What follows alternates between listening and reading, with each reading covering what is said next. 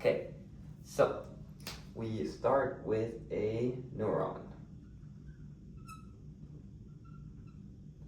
And the neuron has its different parts. The first little parts that come out are receiving information. These are the dendrites. So the dendrites are used for reception. Then the middle part here, this middle section, is the soma, or the cell body, or the pericardium. All these are synonyms for soma. And then the soma is used for integration and metabolism. So all of the cell will survive because of what happens in here. Within the soma you have the nucleus. Then the nucleus obviously is same as any other cell, is for DNA, and that will be the instructions for the entire cell to survive. Then you have the axon. The axon is going to be taking the information that the soma just integrated, and then it's going to send it out. So the flow of the information is going to be to come in through the dendrites, and then it's going to go out through the axon. And then once you get to this part of the axon, this is the axon terminal, because it's the final section. So the axon is going to be transmission, and then the axon terminal is the output. Within the axon terminal, you have these little circles. These are the terminal buttons. The terminal buttons are going to have neurotransmitters that are going to then pass this information onto the next neuron or excitable cell, like a muscle cell. Okay, so there's different kinds of neurons. You have neurons that look like this. This is an example of a projection neuron. They're going to be long, and they're usually motor. Then you have shorter versions that kind of look similar to this, that are going to be the interneurons. And then you have versions that are more like this.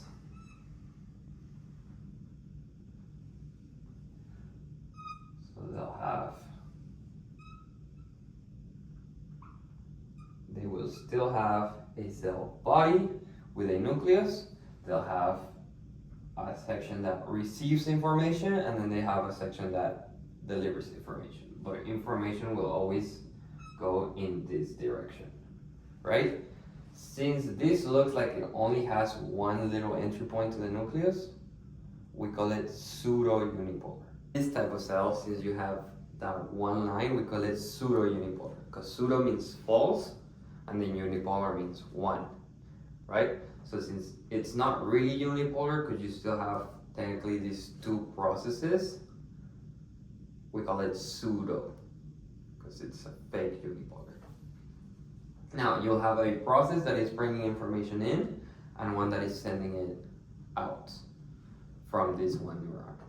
The one that is receiving information would be farther away, because these cells are sensory cells. So that means they are outside of the central nervous system and they're coming in. So this side would be the peripheral.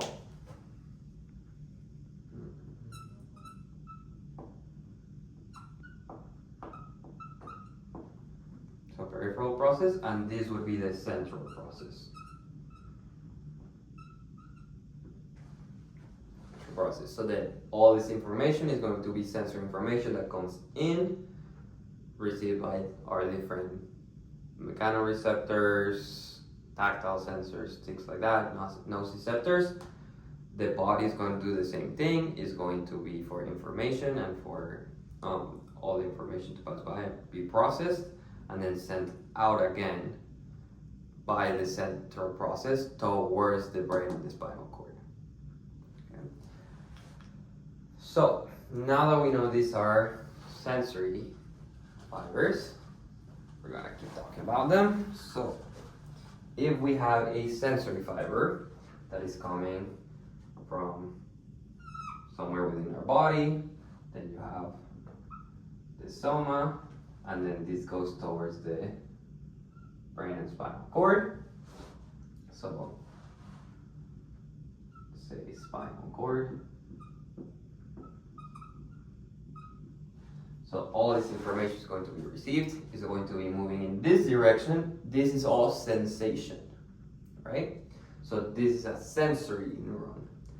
But we wouldn't have just one, we would have multiple ones of them, right? So we would have just a bunch of them coming in like this, like this, and then you'll have all of these cell bodies gathering around this section. So this section right here would look something like that, and then this would be within one central circle. Since all of these want to be together, we call them a gang. That's what my girlfriend called them. So you have a ganglion. This is outside of the spinal cord, this is outside of the brain, so we know that this is the peripheral nervous system. So if this is the peripheral nervous system, we call it a ganglion, because it's a group of cell bodies. Within the central nervous system, a group of cell bodies would be called a nucleus, or plural, it would be nuclei. So the ganglion will contain all these sensory neuron cell bodies, and it's right next to the spinal cord. So if we're looking at what's coming out of the spinal cord, so if the spinal cord is coming down in this direction, and then you have all these nerves coming out, and then you have a little ball, and then you have the rest of it. These little balls next to the spinal cord are called the dorsal root ganglions. They're called dorsal root ganglions because they are part of the dorsal great horn. They come out, they become a root, then they gather around in their gang. Now they're a ganglion, so they're coming from the dorsal root ganglion. Right? They are sensory. We know this because the dorsal aspect of the spinal cord is sensory. So if you're looking at the spinal cord, it looks somewhat like this, and you'll have a nice little butterfly shape like this. So if this is the dorsal side, you have the dorsal great horn. So this is going to be a little bit darker than the outside. So this is the great horn. You will have the cell bodies of a lot of cells in here within the central nervous system. Then this dorsal great horn has a little root coming out of it. This is the dorsal root. The dorsal root is this section right here. So then this will have the dorsal root ganglion, and then this will go back and become a ramus eventually as it connects with the motor coming from the anterior side. But sticking to this model, so we know that the posterior side is receiving information from all of these sensory cells. So all of the information in this posterior great horn or dorsal great horn will be sensory information. And then you have a lateral great horn and an anterior great horn. So this lateral great horn will be the information that is motor as well as the anterior one. The difference between these two is that the anterior great horn is motor sensation that we are aware of, things that we do on purpose. The lateral great horn is things that we are unaware of, so it's autonomic. So this is the autonomic motor horn, and this will be the somatomotor, because somatosensory means sensory that you're aware of. Somatomotor means something that you are aware of when you're moving. So you're doing it on purpose. So then you have this right here. You'll have the dorsal root coming out. You have the ventral root coming out. You have a ganglion here. Eventually these will connect together.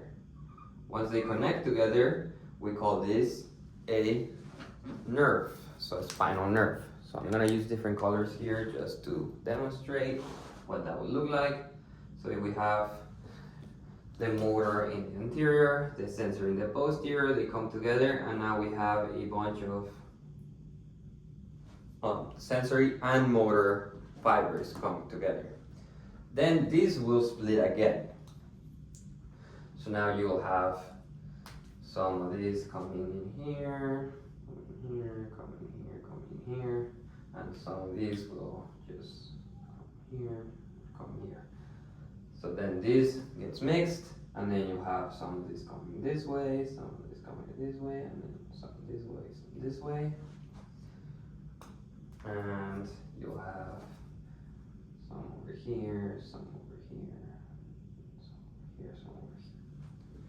So now this is a spinal nerve. The spinal nerve will be a mixed nerve.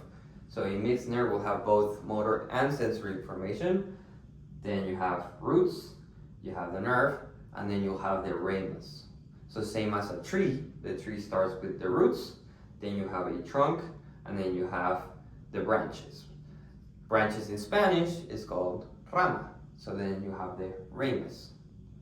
So the rami will be both sensory and motor. The spinal nerve is both sensory and motor, but when we're talking about roots, the anterior root will only be motor, the posterior